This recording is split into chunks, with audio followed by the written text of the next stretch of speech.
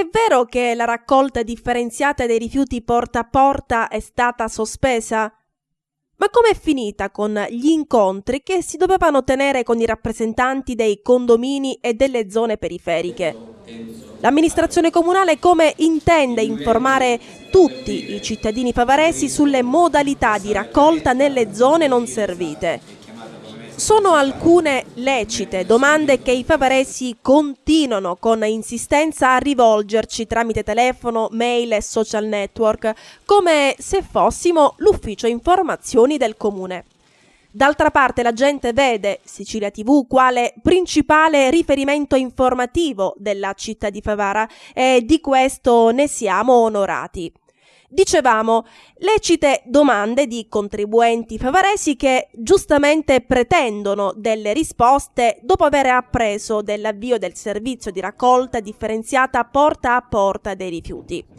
Diversi dubbi sono sorti certamente dopo la recente conferenza stampa indetta dai gruppi Prometeo, NCD e Socialisti Riformisti, seguitissima dai nostri telespettatori.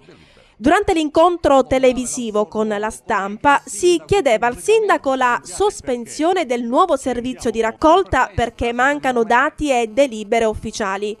Veniva chiesta anche la revoca della delega ai rifiuti all'assessore Enzo Agrò.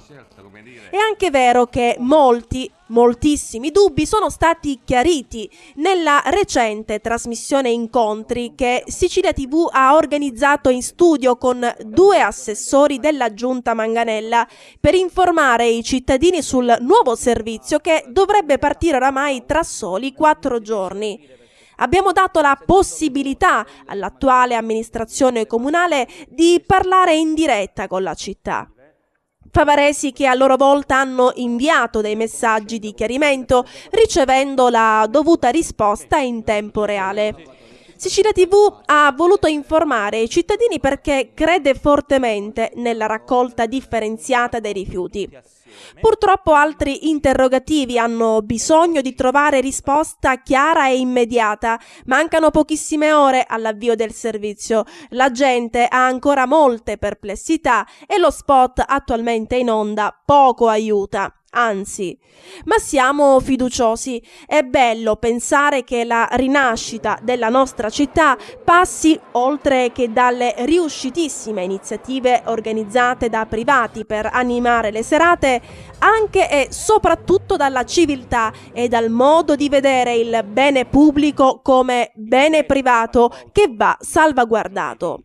E le nostre strade, vie e quartieri devono essere sentiti civicamente nostri. Dobbiamo tutti, cittadini e amministratori, salvaguardarli, a cominciare dalla pulizia e dal rispetto dell'ambiente.